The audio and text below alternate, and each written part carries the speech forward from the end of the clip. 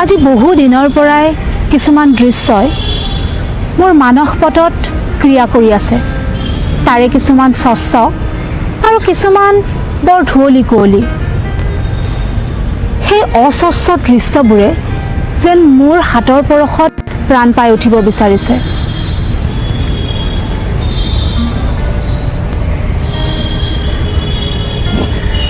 বাৰে বাৰে সেই অস্বচ্ছ দৃশ্যবোৰ চকু মুদি চাবলৈ চেষ্টা কৰিছোঁ। কিজানি পৰিষ্কাৰ হৈ উঠে, নাই, ব্যৰ্থ হৈছোঁ।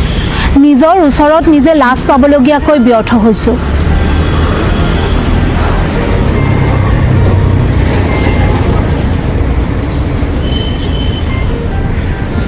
বহু সময় কৰা চিন্তাৰ অন্তত মনটো ভাগৰি পৰিছে। হঠাৎ মনটোৱে কৈ উঠিল, মালিনী, একাপ চাহ ল আৰু মনটোক থিৰ কৰি কামত লাগি যা। মনৰ আহ্বানক জানো আওকাণ কৰিব পাৰি? ধুনীয়াকৈ আদা দিয়া লাল চাহ একাপ হাতত লৈ মোবাইল ফোনৰ ৱৰ্ডপ্ৰেছটো খুলি লৈছোঁ।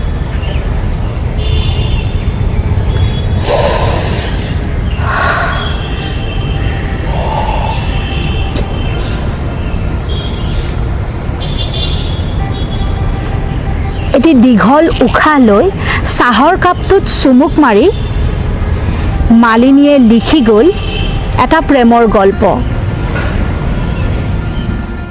নমস্কাৰ, মই মীনাক্ষী ডেকাই আহৰিৰ টুকটাকৰ আয়োজন এপিয়লা চাহ আৰু এটা গল্পলৈ আপোনালোক সকলোকে স্বাগতম জনাইছোঁ। মালিনীয়ে চাহৰ কাপত চুমুক মাৰি কিনো এনে সৃষ্টি কৰিলে তাক আপোনালোকৰ আগত দাঙি ধৰিব মুন কুমাৰ শইকীয়া আৰু অজন্তা হাজৰিকাই। আহকচোন আমি সকলোৱে মালিনীয়ে লিখা প্ৰেমৰ গল্পটো উপভোগ কৰোঁ।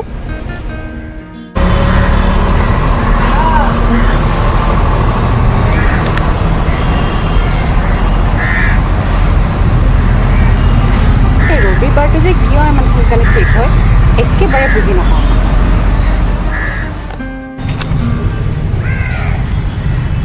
ৰাতিপুৱা উঠিছিলোঁহে 12টা বাজিবৰ হ'লেই। ইফালে গোটেই সপ্তাহটোৰ কাপোৰবোৰ ধুবলৈ আছে আৰু তাৰপিছত ভাতত লাগিবৰ হ'ল। অকলে থকাৰ এইটোৱে মাইনাছ পইণ্ট। মুখৰ ভিতৰতে চুটিয়ে কিবা কিবি ভুৰভুৰাই থাকিল। তাৰপিছত তাই খোৱা চাহৰ কাপটো ভালকৈ ধুই পানী টেপটো বন্ধ কৰি পাকঘৰৰ পৰা ওলাই আহিল। কেতিয়াবাৰে পৰা বাজি থকা মোবাইলৰ টং টং শব্দটো তাই কাণত পৰি আছিল। ইচ্ছা থকা স্বত্তেও ৰাতিপুৱা শুই উঠাৰ পৰা তাই মোবাইলটো কাষ চপা নাছিল। চাপিবই বা কেনেকৈ? এবাৰ মোবাইলটো হাতত তুলি লোৱা মানে ক'ব নোৱাৰাকৈ 1 ঘণ্টা সময় পাৰ হৈ যোৱা। তাতে আকৌ কৰিবলগীয়া কামৰ দীঘল লিষ্টখনটো আছে। তাই ভাবিলে সকলোখিনি কাম শেষ কৰিহে তাই মোবাইলটো কাষ চাপিব। প্ৰথমতে কাম নহয় জানো? কাপোৰ কানি ধোৱা, ভাত ৰন্ধা। ভাত ৰান্ধি বাঢ়ি খাই শেষ হয় মানে সময় 4 বাজিবলৈ 15 মিনিট আছিলগৈ। ফোনটো হাতত লৈ বিচনাখনত অকণমান জিৰণি লওঁ বুলি ভাবি উঠেগৈ মানে 4টা বাজিল। আৰু ইতিমধ্যে হোৱাটছআপ ফেচবুকৰ মেছেঞ্জাৰত মেছেজৰ পাহাৰ এটা জমা হৈছিল। তাই প্ৰথমতে হোৱাটছআপৰ ইনবক্সটো খুলি ল'লে। বন্ধুত্ব দিৱসৰ শুভেচ্ছাৰে গোটেই ইনবক্স ঠাহ খাই আছিল। ইমান সময়তে পাহৰি আছিল যে আজি আগষ্ট মাহৰ প্ৰথমটো ৰবিবাৰ। আজি বন্ধুত্ব দিৱস উদযাপন কৰাৰ দিন। এনেই তাই এই দিৱসবোৰ বৰ আমনি পায়, কিন্তু ফ্ৰেণ্ডশ্বিপ ডেটো তাই ভাল পায়। জীৱনত বন্ধুত্বৰ গুৰুত্ব কি তাই বুজি পায়। তাই মনৰ ভিতৰত সদায় বন্ধুত্বৰ প্ৰতি থকা সেই বিশেষ টানটো কঢ়িয়াই লৈ ফুৰে। আজিৰ এই দিনটো উদযাপন কৰিবৰ বাবে তাইৰ অফিচৰ সহকৰ্মী লিমি আৰু মিমলিয়ে তাইক ক'ৰবাত ফুৰিবলৈ যাবলৈ লগ ধৰিছিল। ঘৰুৱা কামৰ হেঁচাত তাই সেই সকলোবোৰ কথা পাহৰি থাকিল। ভাগ্য ভাল যে তাই সিহঁতক নাযাওঁ বুলি কৈছিল, আৰু যদি যাওঁ বুলি ক'লেহেঁতেন তাই সেই মেছেজকেইটা চাবলৈও সময় নাপালেহেঁতেন। এইবাৰ তাই ফেচবুকৰ মেছেঞ্জাৰটো খুলি ল'লে। বহুকেইটা মেছেজৰ ৰিপ্লাই তাই অন্যমনস্কভাৱে দি গ'ল। হঠাৎ এটা বিশেষ মেছেজে তাইক আকৰ্ষণ কৰিলে। Hey Shruti, happy friendship day. মেছেজটো তেনেই সাধাৰণ কিন্তু অৰ্থপূৰ্ণ। তাই সাধাৰণভাৱে thank you same to you বুলি মেছেজটো ৰিপ্লাই কৰাৰ পিছত বাকীবোৰ মেছেজৰ ৰিপ্লাই কৰিবলৈ আৰম্ভ কৰি দিলে। হঠাতে ফোনটো বাজি উঠাত তাই থটপট খাই উঠি বহিল। মোবাইলটো চাই থাকোঁতে কেতিয়ানো তাই টোপনি ধৰিলে তাই গমেই পোৱা নাছিল। সময় চাই দেখে যে 8 বাজিল, মানে আকৌ পাকঘৰত সোমোৱা ভাত ৰন্ধা এইবোৰ। ঘৰৰ পৰা বাহিৰত অকলে থাকিলে এয়াই সমস্যা, সকলো কাম নিজেই কৰিব লাগে। আকৌ ফোনটো অহাত তাই ফোনটো ৰিচিভ কৰি ল'লে। ঘৰৰে ফোন, এবাৰত ফোনটো ৰিচিভ নকৰিলে ঘৰত হুলস্থুল লাগি যাব, কি জানিবা শ্ৰুতি কিবা হ'লেই। এনেকৈয়ে ঘৰ মানে ৰুম, অফিচ আৰু সহকৰ্মীৰ সৈতে তাইৰ দৈনন্দিন জীৱনটো অতিবাহিত হৈ আছে। কিন্তু আজি কেইদিনমানৰে পৰা তাইৰ মনটো কোনো কাৰণ নোহোৱাকৈ ভাল লাগি আছে। অৱশ্যে কাৰণ এটা নথকা নহয়, কাৰণ যিকোনো কৰ্মৰে একোটা কাৰণ থাকে। যিকোনো কৰ্ম এটা কাৰণ অবিহনে সংঘটিত হ'ব নোৱাৰে, সেইটোতো সকলোৱে জানে, নহয় জানো? ফ্ৰেণ্ডশ্বিপ ডে দিনাখন অচিনাকি ল'ৰা এজনে তাইক ফ্ৰেণ্ডশ্বিপ ডে উইচ কৰিছিলে। সেই ল'ৰাজনৰ লগত আজিকালি প্ৰায় তাই কথা বতৰা আৰম্ভ কৰে। কথাবোৰ প্ৰধানত জীৱন সম্পৰ্কীয়, যেনে পঢ়া শুনা কৰাৰ পিছত কি কৰিব, চাকৰি, কেৰিয়াৰ ইত্যাদি ইত্যাদি। অৱশ্যে এতিয়া দুয়ো সুখী হ'ব পৰাকৈ নিজ নিজ কামত ব্যস্ত হৈ আছে। হয়, সময়ৰ গতিক জানো কোনোবাই ৰুধিব পাৰে? এনেদৰে সিহঁতে 3-4 মাহ মেছেজতে কথা পাতিলে। এদিন হঠাৎ দুয়ো সিদ্ধান্ত ল'লে যে নহ'ব, এনেকৈ কথা পাতি আচলতে আমি দুয়োৰে সময়বোৰহে নষ্ট কৰি আছোঁ। গতিকে আমাৰ কথা পতাৰ যাত্ৰা ইয়াতে সামৰাটো উচিত হ'ব। নহ'লে নিজৰ মনৰ ভাৱেৰে কথাবোৰ আগবাঢ়ি গ'লে দুয়োকে এৰিবলৈ বহুত কষ্টকৰ হ'ব। এনেও কথা পতাটো অভ্যাসত পৰিণত হ'লে সেই অভ্যাস সলনি কৰিবলৈ আৰু বেছি কষ্টকৰ। সেইবাবে অলপ আগতীয়াকৈ এটা কঠোৰ সিদ্ধান্ত লোৱাটো দুয়োৰে বাবে জৰুৰী। সময় বাগৰি ঘণ্টাৰ পিছত দিন, দিনৰ পিছত মাহ, মাহৰ পিছত বছৰ, বছৰৰ পিছত আৰু আন এটা বছৰ। শ্ৰুতি এতিয়া নিজৰ গৃহভূমিত কৰ্মৰত। আগৰ দৰে তাই এতিয়াও ব্যস্ত, কিন্তু আগৰ নিচিনাকৈ সময় নথকা নহয়।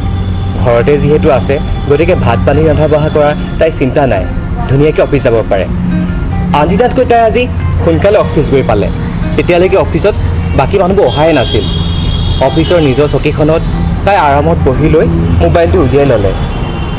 ফেচবুকটো খুলি তাই দেখা পালে 4টামান ফ্ৰেণ্ড ৰিকুৱেষ্ট জমা হৈ আছে। ৰাম, কালি পেণ্ডিং ৰিকুৱেষ্টবোৰ চেক কৰিছিলোঁ হয়, আজি আকৌ এসোপা। মনৰ ভিতৰতে কথাখিনি কৈ তাই ৰিকুৱেষ্টবোৰ খুলি চালে। চাই থাকোঁতে হঠাৎ বিশেষ নাম এটা দেখি তাইৰ মনটো 4 বছৰ আগলৈ উৰা মাৰিলে। শুভম কাশ্যপ। 4 বছৰ আগতে কথা পাতি মাজতে সামৰি বিদায় দি আজি আকৌ হঠাৎ কিয়? নিজকে প্ৰশ্ন কৰিলে তাই। তথাপি ৰিকুৱেষ্টটো একচেপ্ট কৰি তাই অফিচৰ কামত লাগিল। মাজতে ফোনটো উলিয়াই তাই শুভমৰ চৰি লিখা মেছেজটো চাই তাইও চৰি বুলি ৰিপ্লাই দিলে। ভুল যদিও কাৰো নাছিল, কিয় জানো সেইটো সময়ত দুয়োৰে ওচৰত ক্ষমা খোজাটো যেন জৰুৰী আছিল। সেয়াই আছিল আৰম্ভণি। আজি আকৌ ফ্ৰেণ্ডশ্বিপ ডে। দুমাহমান ভালদৰে মেছেজত কথা পতাৰ পিছত আজি দুয়ো লগ পোৱাৰ সিদ্ধান্ত লৈছে। নামী ৰেষ্টুৰেণ্ট এখনত দুয়ো লগ পোৱা কথা। চাৰিওফালে বন্ধুত্ব দিৱসৰ উদযাপনৰ ঢৌ। তাৰ মাজতে দুয়ো প্ৰথমবাৰৰ বাবে লগ পাবলৈ বিচৰাত দুয়ো নাৰ্ভাছ নকৰা নহয়। শ্ৰুতি কিন্তু এইটো ক্ষেত্ৰত অলপ প্ৰেক্টিকেল।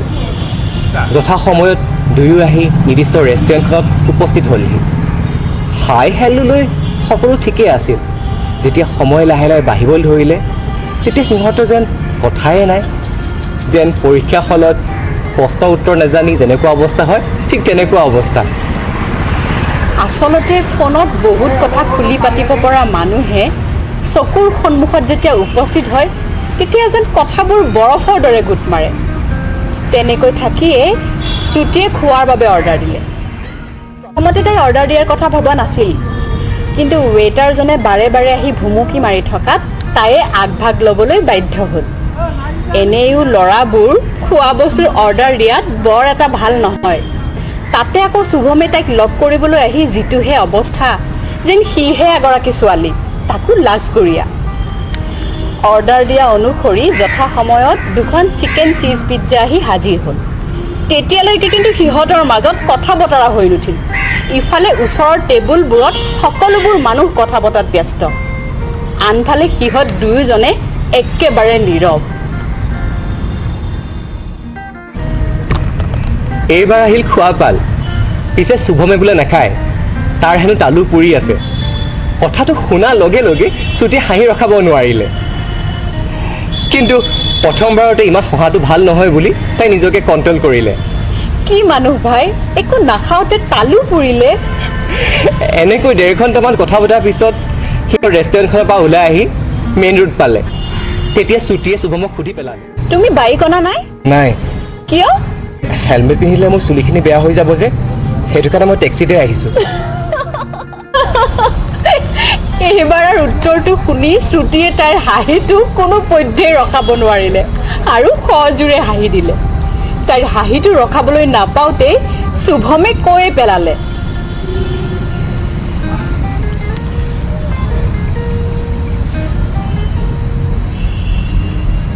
তুমি ফটোতকৈ আচল জীৱনতে বেছি ধুনীয়া।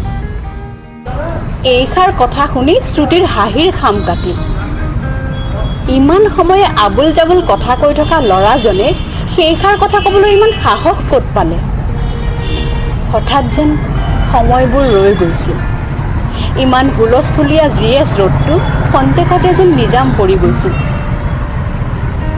এনেকুৱা লাগিছিল যেন দুৰ্বাৰ গতিত গতি কৰি থকা পৃথিৱীখনত সিহঁত দুয়োজনহে ৰৈ গৈছিল। এনেকৈয়ে আৰম্ভ হৈছিল শুভম আৰু শ্ৰুতিৰ প্ৰেমময় জীৱনৰ যাত্ৰা। যদিও সিহঁতে ইজনে সিজনক লগ কৰি কথা বতৰা পাতিছিল, তথাপিও কিন্তু দুয়োজনক প্ৰেমৰ প্ৰস্তাৱ আগবঢ়োৱা নাছিল। চকুৱে যদি কথা কয় শব্দ কিয়নো লাগে, প্ৰেম হয়তো এনেকুৱাই, নীৰৱে নিঃশব্দে কৈ যায় হৃদয়ৰ বহুতো গোপন কথা। এই যে প্ৰেম, সৰ্বমংগল্যে মংগলম শিৱে সৰ্বাৰ্থ স্বাধিকে শৰণ্যে ত্ৰয়ম্বকে গৌৰী নাৰায়ণী নমস্তুতে। ব্ৰাহ্মণজনৰ মন্ত্ৰ শুনি শ্ৰুতিৰ তন্ময়তা ভাঙিল। মন্ত্ৰোচ্চাৰণৰ পিছতেই ব্ৰাহ্মণজনে আখৈ তুলিবলৈ হোৱা বুলি জনালে। ইমান সময়ে হোমৰ জুইৰ ওচৰত বহি থকা শ্ৰুতিয়ে কিছু সময়ৰ বাবে পুৰণি দিনবোৰলৈ উভতি গৈছিল। আজি দুয়োৰে বিয়া। শুভ্ৰ সাজু পিন্ধি শুভমৰ ওচৰত শুভমৰ কইনা শ্ৰুতি। আৰু কিছু সময় পিছতে শুভম হৈ পৰিব তাইৰ স্বামী। আৰু তাই হৈ পৰিব শুভমৰ পত্নী। তাক লগ পোৱাৰ দিনাখনৰ পৰা আজিৰ দিনটোলৈকে বৰ বেছি দিন হোৱা নাই। লাহে লাহে ইজনে সিজনক বুজি পোৱা পিছত এদিন শুভ্ৰমে শ্ৰুতিক সুধিলে, মোৰ জীৱন পথৰ কঠিন সময়ছোৱাত তুমি মোৰ সহযাত্ৰী হ'ব পাৰিবানে? তাইও একো কথা নাভাবি তৎক্ষণাত উত্তৰ দিলে, পাৰিম।